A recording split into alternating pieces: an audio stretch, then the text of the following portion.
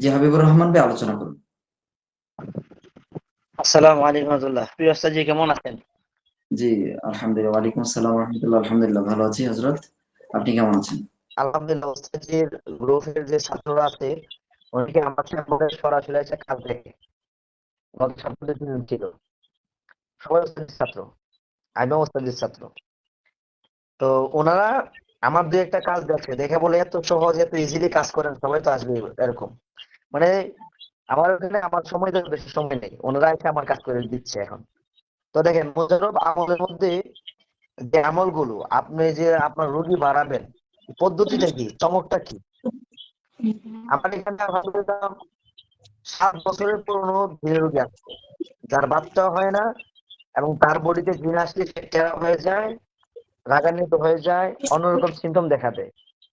Dhaka north India প্যারাস করছে সমস্ত কবিরাজ, কিন্তু আলহামদুলিল্লাহ মুজাহিদ হজরত এবং এখানে আব্দুর রউফ হজরত ওনারা সাক্ষী আছেন। আমার এখানে আসার পরে 2 সপ্তাহে রোগী এক পরিপূর্ণ ট্রিটমেন্ট নিয়ে পরিপূর্ণ সুস্থ হয়েছে আলহামদুলিল্লাহ। আলহামদুলিল্লাহ। কোন পদ্ধতিতে করছি, কিভাবে করছি, ইনশাল্লাহ এগুলো বিস্তারিত বলার চেষ্টা করবো অন্য ভিডিওতে। তবে এখানে আমি দু একটা আমলের কথা বলি। প্রথম নম্বর হলো, আমরা যখন কোনো আহ বিচ্ছেদ বা হব্বের কাজ করি, এটা নিশ্চিত বিফলে যায়। এটা এখানের বেশিরভাগ মুদাব্বির এই কথাটাই বলবে যে নিশ্চিত এটা বিফলে যায় বা কাজে আসে না। দেখেন, গত 14 দিন আগে আমি একটা বিচ্ছেদের কাজ করছি। ভালো করে বুঝেন, মহিলা মাদ্রাসার ছাত্রী, হাফেজা প্লাস আলেমা, মাদ্রাসার অশিক্ষিত মূর্খ দারোয়ানের সাথে পলায় গেছে। এত লজ্জার ব্যাপার। ওরা আসছে আমার এখানে রাত 10টার সময়, 30,000 টাকা নিয়ে আসছে, এবং ওরা জানে যে ওটা আমার দ্বারাই সম্ভব। ওরা এরকম কনফিডেন্স নিয়ে আসছে আমার কাছে। তো আমি বলছি যে আপনারা যদি 30,000 টাকা নিয়ে যান, 30 টাকা দিয়ে যান। যদি 21 দিনের মধ্যে কাজ হয়, তাহলে আপনারা আমার কাছে আসবেন।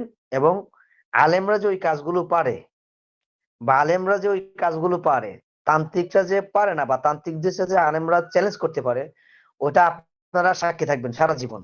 বলছে জি হুজুর, ইনশাল্লাহ ইনশাল্লাহ। এবং এক প্রকার মিছিল, আমার এখানে প্রায় 10-15 জনের মতো আসছে, ওর অভিভাবক, অনেক বড় লোক, নরসিংদীর মধ্যে নামকরা ব্যবসায়ী। এবং আপনারা শুনে খুশি হবেন যে আমি ঢাকা মোহাম্মদপুরের ওই যে উম, বর্তমান সময়ে প্রথম আলোর যে পত্রিকা, এই মোহাম্মদ সাদ আহমদ সাহেব, ওনারা 4-5 জন আছে, ওনাদের মা ট্রিটমেন্ট আমি করছি। যদি আমি ভাইরাল হওয়ার ইচ্ছা থাকতো আমার, ওখান থেকে আমি ভাইরাল হতে পারতাম। আমি আমার প্রাইভেট কার দিয়ে বাসা থেকে নিয়েছি, আবার বাসা দিয়ে গেছে।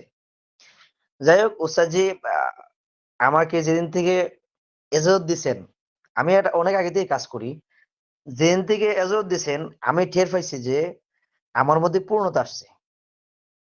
আমার মধ্যে পূর্ণতা আসছে, এবং ওস্তাদজিকে আমি অসংখ্যবার ফোন দিয়ে দিয়ে বলছি এই কথাগুলো। তাছাড়া আরো অনেক কথাগুলো আছে যেগুলো আপনাদের বলবো ইনশাল্লাহ আস্তে আস্তে। তো দেখেন আমি কিভাবে কাজটা করছি।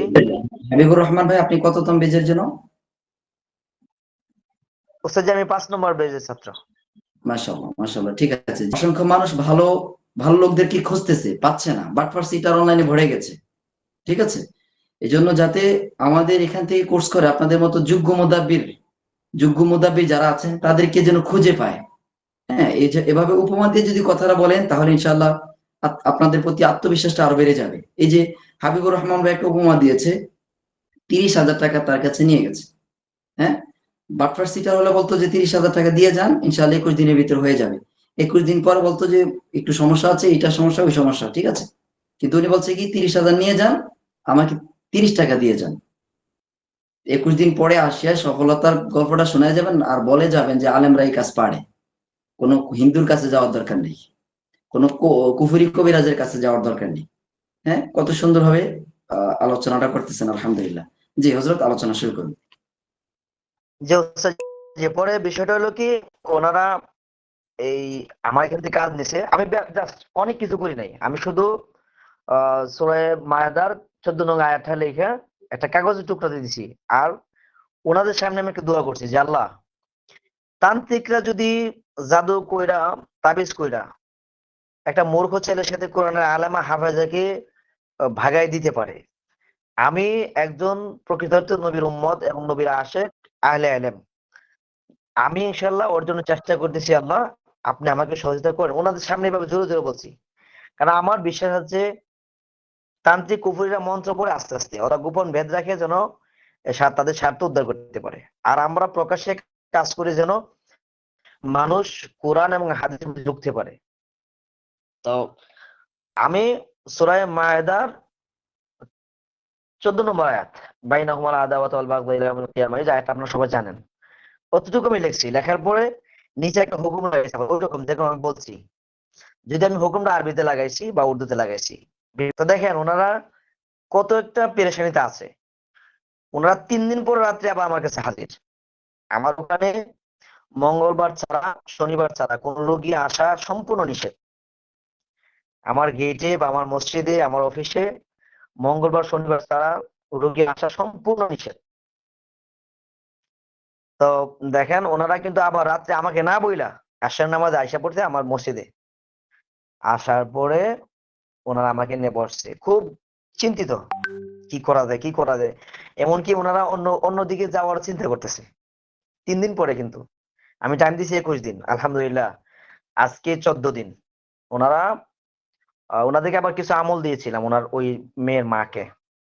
দেখেন আরেকটু বলে বলে রাখি যে ওনারা এত পেরেশানি কেন।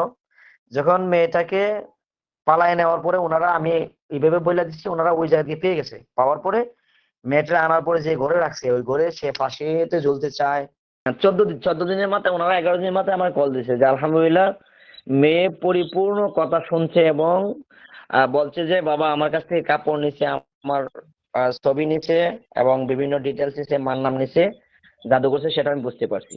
মেয়ে বইলা দিছে। তারপরে মেয়ের আমি বলছিলাম মেয়ের বুক ব্যথা হবে, জিন চালান দেওয়া আছে, বুক ব্যথা হয়েছে।